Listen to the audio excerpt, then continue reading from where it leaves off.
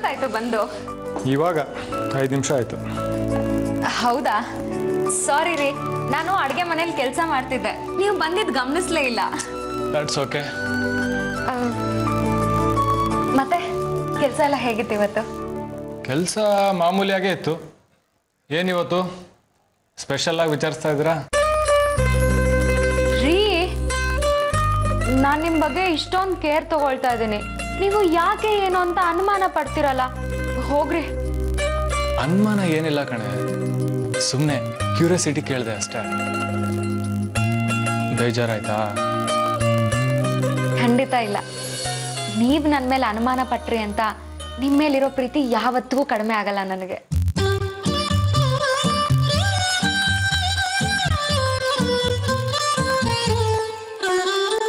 ರೀ, ನಿಮ್ನೊಂದು ಮಾತು ಕೇಳ?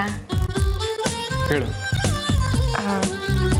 ಅದು ತುಂಬಾ ದಿನದಿಂದ ಅತ್ತೆ ಮಾವನ್ನ ನೋಡಬೇಕು, ಅವ್ರ ಜೊತೆ ಮಾತಾಡಬೇಕು ಅಂತ ಅನ್ನಿಸ್ತಾ ಇದೆ.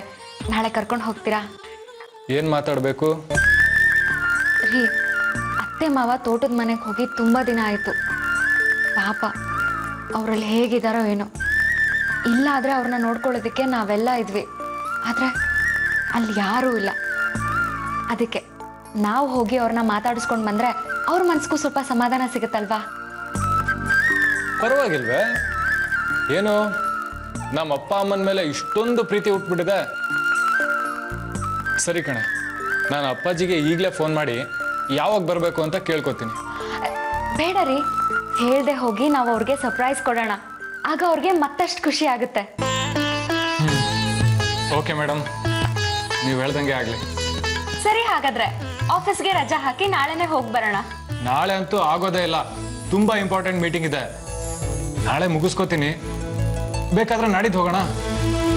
ಹೌದಾ? Please please. ಸರಿ, ಬಟ್ ಮಿಸ್ ಮಾಡಬಾರ್ದು. I promise. ಬೇಗ ಬನ್ನಿ, ನಾನು ನಿಮಗೆ ಊಟಕ್ಕೆ ತಟ್ಟೆ ಹಾಕ್ತೀನಿ.